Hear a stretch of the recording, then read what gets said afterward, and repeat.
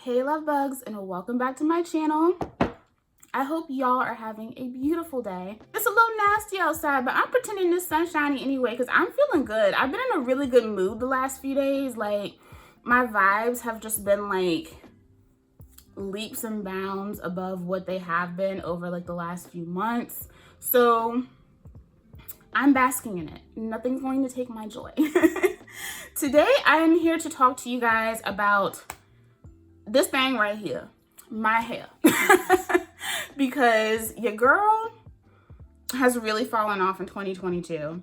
We are literally, I can't believe we're halfway through 2022. Like, how I swear it was just New Year's. But this year has just been like straight up shit. It's been a hot mess. And just about everybody I've talked to has said the same thing. They were like, it was like the minute 2022 started, like everything in life was just like, yeah, so we're just gonna like keep slapping you in the face, and you know, you might get back up by the time it's 2023. That's how this year has been, and it has really like had an effect on my hair for sure, especially in the ways that I take care of it. I've been falling off, and my hair has been really mad at me about it. My hair has been telling me how badly I've been falling off, and I need to do better. But you guys know I'm one of those people who has done a really good job of like solidifying her routine.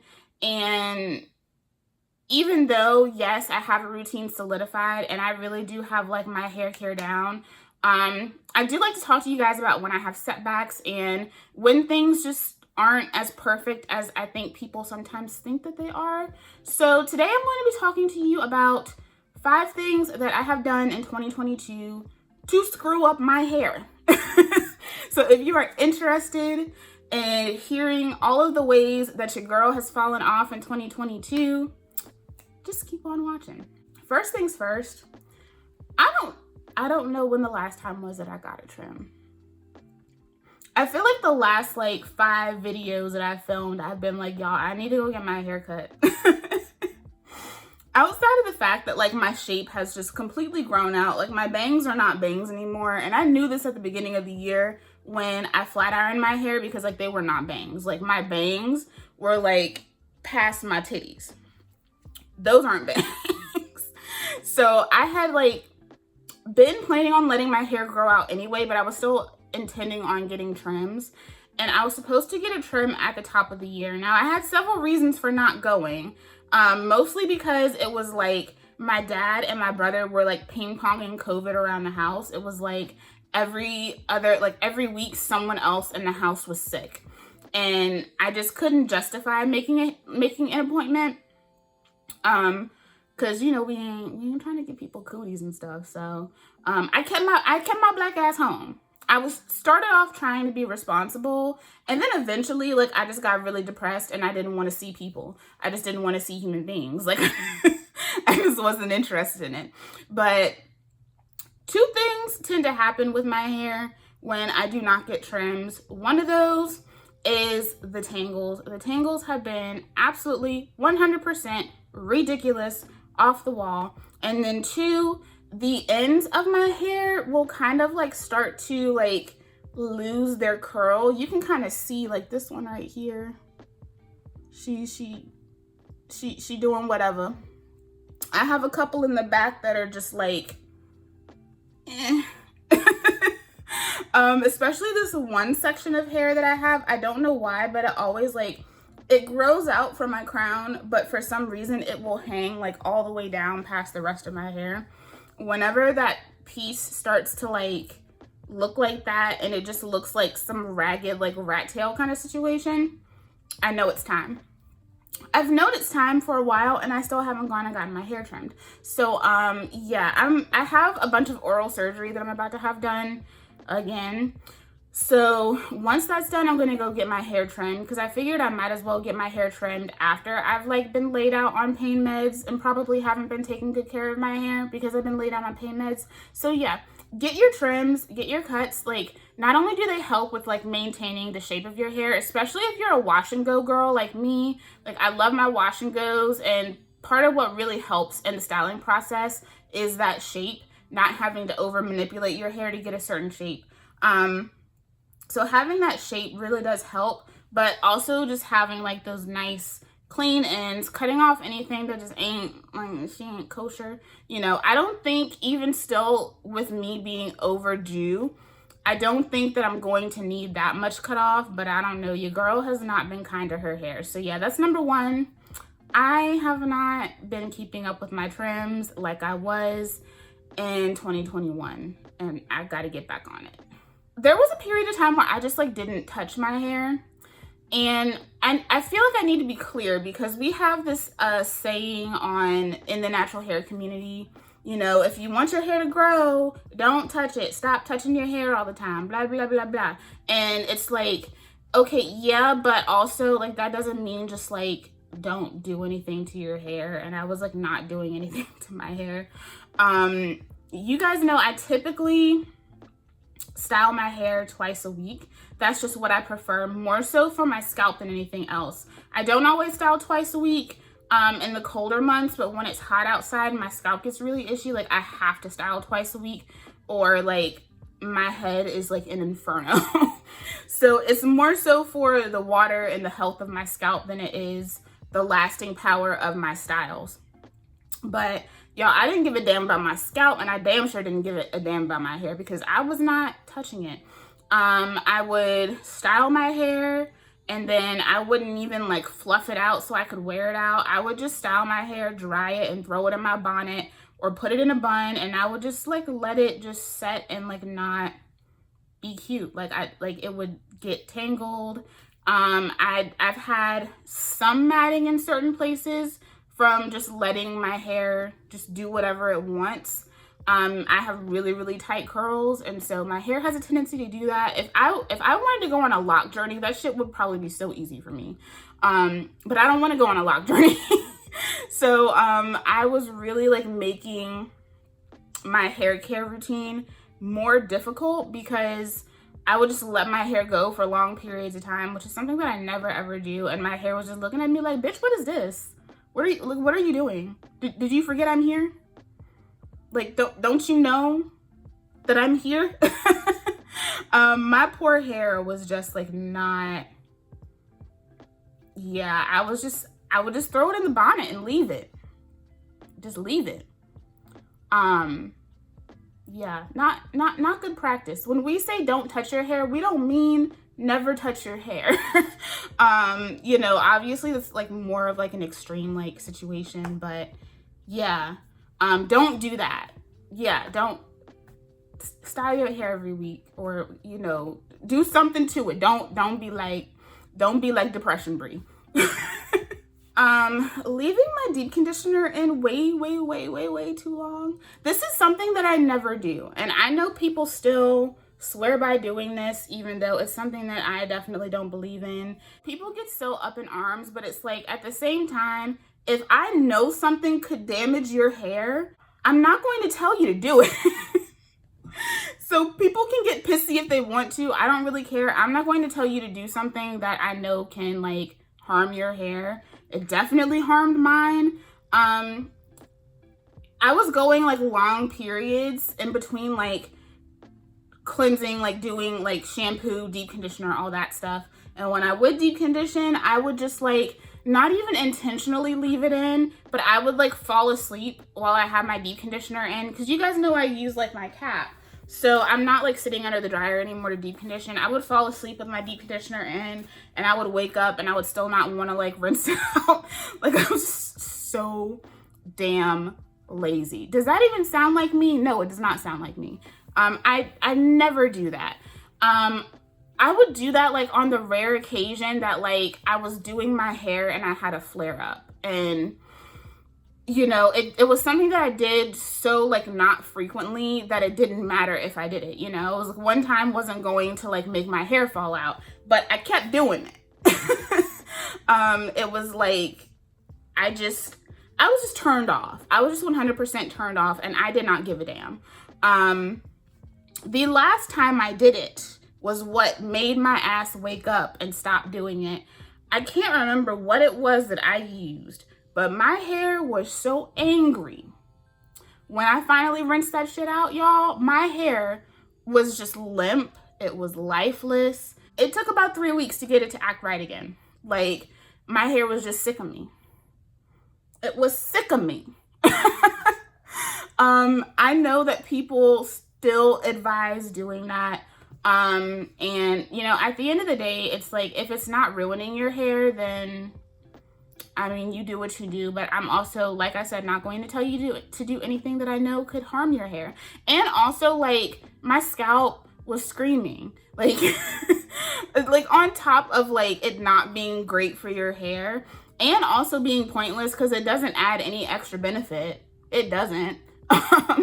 Your hair ain't gonna take in anything else. It's not making the deep conditioner work better.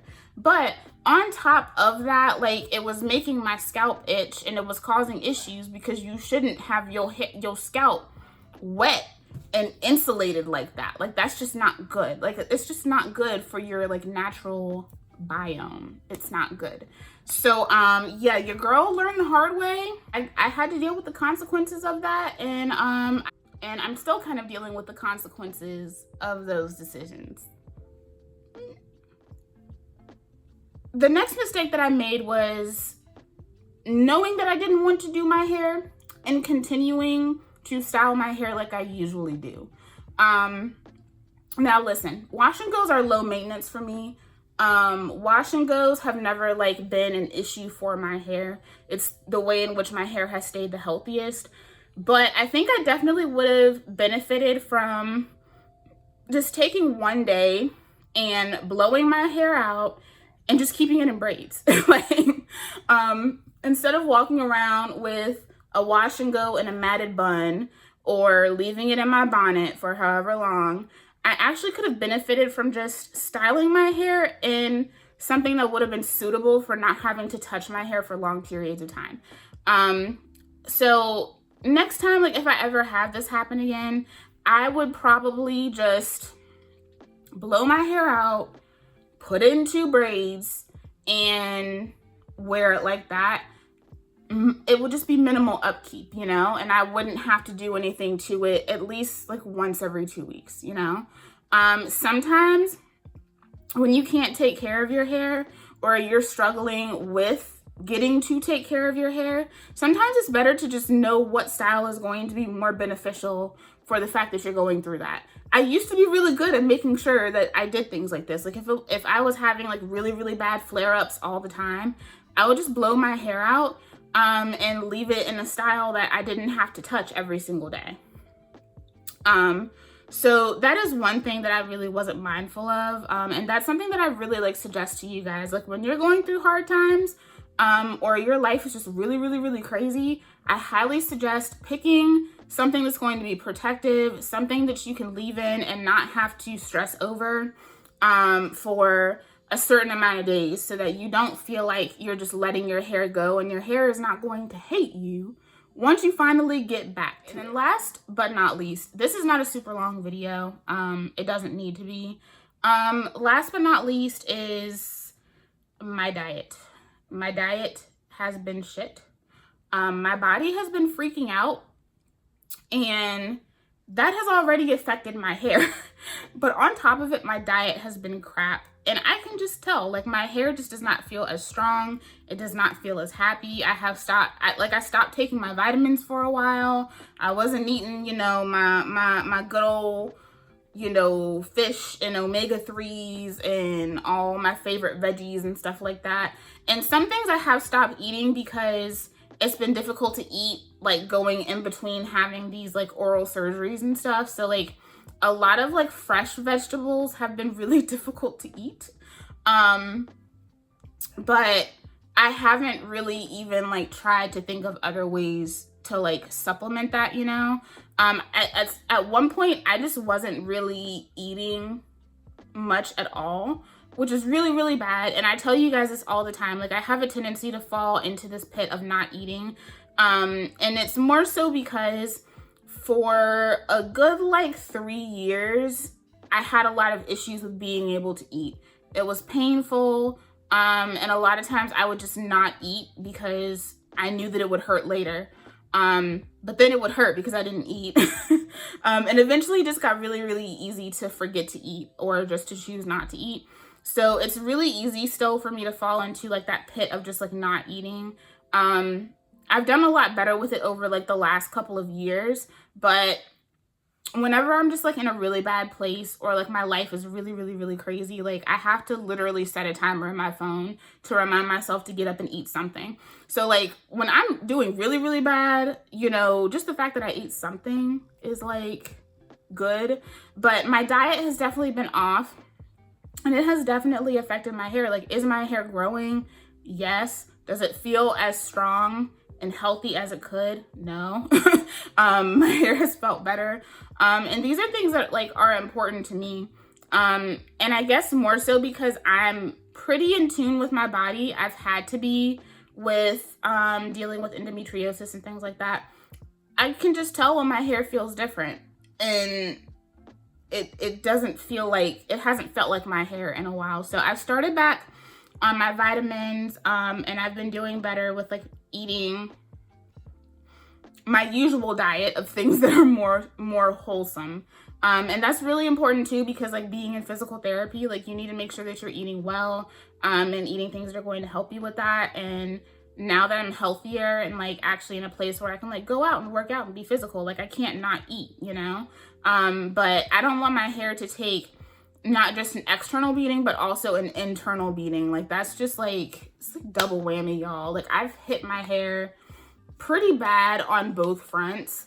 So I've been working really hard to get out of that. The more that I've, you know, gotten away from like all of the really crappy stuff that's been going on and like boosting myself back up, the better my eating habits have been. But you guys know, like anytime like you're just having a really hard time, sometimes things as simple as eating feel like a task. They feel like a chore. It's like really sad to say, but it does. And it affects your hair. It definitely has affected my hair. And especially as someone with heavy periods, my periods can tend to affect my hair as well. If I have like a really heavy period one month, like I will have a lot of shedding, like intense, heavy shedding. So not making sure that I'm replenishing those nutrients that I know that I lose naturally every month that's not the move. Okay guys, so that was just a quick video about just like what I haven't been doing to my hair and all the ways that I've kind of like haven't been taking care of my hair this year. But I also just wanted to remind you guys, like I feel like in the natural hair community, we get so like caught up in you have to do this and you have to do that and you have to do this and you have to be that. And it kind of makes you feel like there's this quest to be perfect when it comes to like natural hair and beauty. And like your body care and self-care standards. And I'm just here to tell you, like, shit happens. It still amazes me every day that I went through like all these years dealing with endometriosis and somehow didn't end up bald. Like the fact that like all of my hair wasn't just like sitting in the shower at some point is just like amazing to me. But like I just wanted to remind you guys not to beat up on yourselves because shit happens. Like sometimes life is going to be really hard. Family members get sick. You lose people in your life. You just might be depressed for whatever reason. Life may be hitting you hard. I know right now with Miss Covidiana, you know, it's hit everybody hard. And even though as a society, like everyone's trying to act like we're going back to normal, but I think subconsciously we all know that like none of this shit is normal. And subconsciously, I think our brains are fighting like, yeah, like we know this stuff isn't right. We've seen too much. We can't go back to what we were doing. And so do not beat yourself up because you're not perfect. We're not supposed to be perfect. We're humans. And I promise your hair will still be there and you will have opportunities to fix it. Okay? So use me as your example. It is okay to not be okay, and it is okay to screw up. It happens. So yeah, for all of you who have fallen off on your hair care in 2022, I'm right here with you. We gonna make it. We gonna be all right, and our hair will forgive us.